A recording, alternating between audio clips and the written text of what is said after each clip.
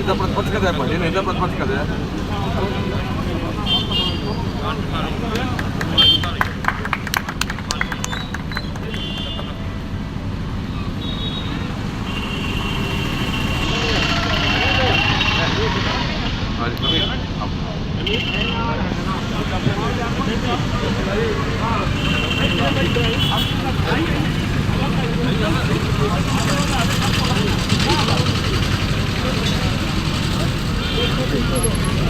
धन्यवाद मुख्य अतिथि महोदय, आपने सरस्वती जी की प्रतिमा से दीप प्रज्वलित कर एवं माल्यार्पण कर इस कार्यक्रम को शुभारंभ करने की अनुमति प्रदान की। मैं सभी अपने विशिष्ट अतिथियों से आग्रह कर हमारे मुख्य अतिथियों का पुष्पमाला से स्वागत करें। श्री सुखेंद्र चतुर्वेदी से आग्रह है कि वो सभी हमारे अतिथियों का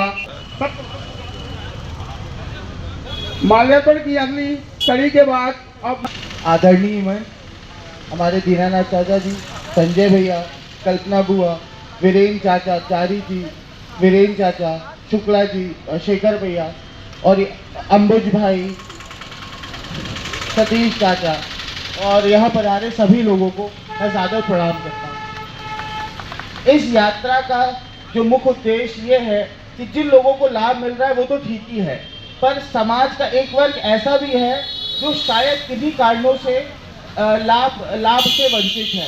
तो हमको एक एक आदमी को ढूंढ के और उसको शासन की जन ऐसी योजनाओं का लाभ दिलवाना है।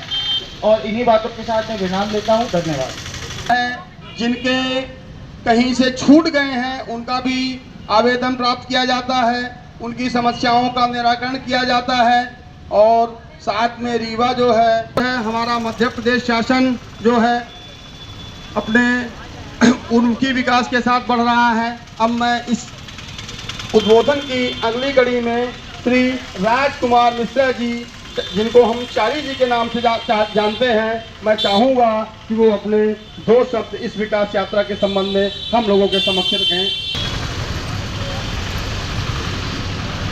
आज के इस विकास यात्रा के मुख्य अतिथि रीवा नगर निगम के नेता प्रतिपक्ष भाई दीनानाथ वर्मा जी, लेखा समिति के अध्यक्ष भाई वीरेंद्र पटेल जी, भारतीय जनता पार्टी के वरिष्ठ नेता भाई नरेंद्र गुप्ता जी, अटल मंडल के अध्यक्ष भाई शेखर सचदेवा जी, वार्ड 19 के पार्षद समीर शुक्ला जी, भाई संजय खान जी, कल्पना श्रीवास्तव जी, यहाँ पर उपस्थित सभी पार्षदगण,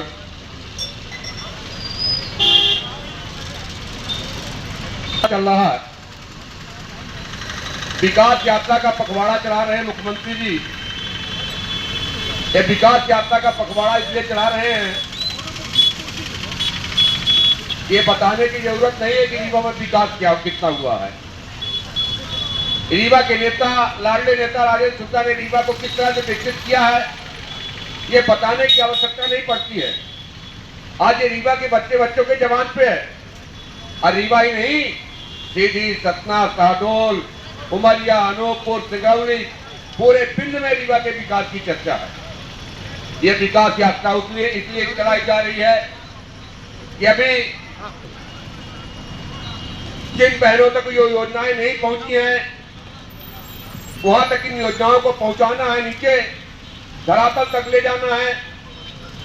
चाहे वो विधवा पेंशन हो, चाहे निराश्रित पेंशन हो, चाहे वृद्धा पेंशन हो, चाहे संबल कार्ड हो, चाहे आयुष्मान कार्ड हो, चाहे गरीबी रेखा का कार्ड हो, हर तरह का कार्ड जो नहीं पढ़े लिखे हैं, जिनको योजनाओं की जानकारी नहीं है, उनके तक इन योजनाओं को पहुंचाना है।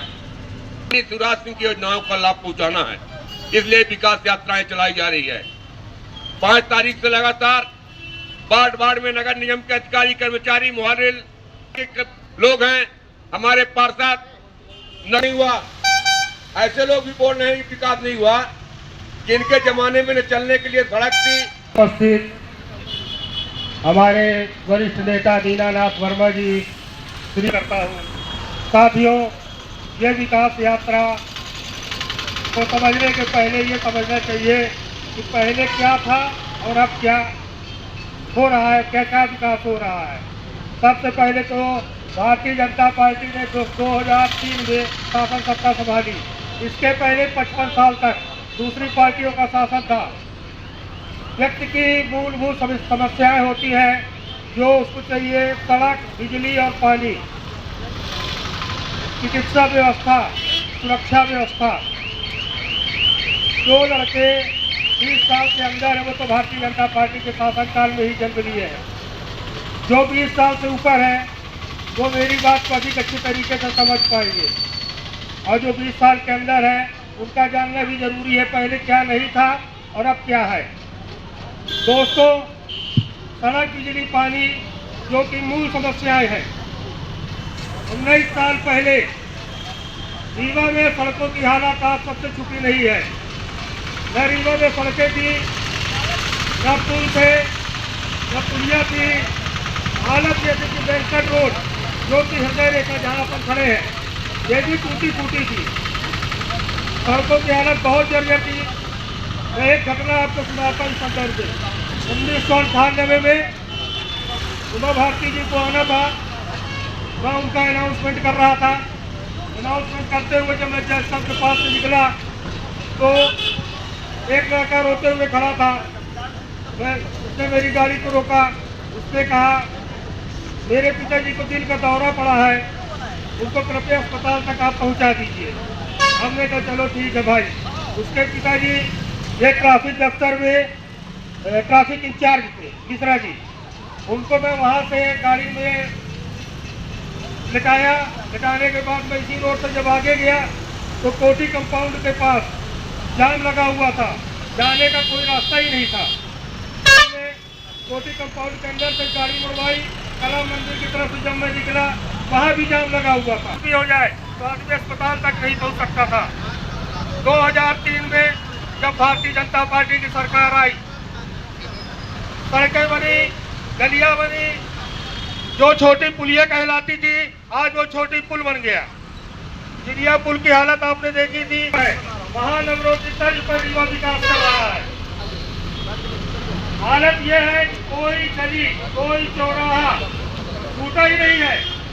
इन रोडों की बात तो आप छोड़िए, सड़कों और गलियों में भी अच्छी खासी सीमेंट की सड़कें बनी हुई है, एक नंबर की बनी हुई है। आज आपको गांव से शहर आना हो 10 मिनट 15 मिनट लगता था।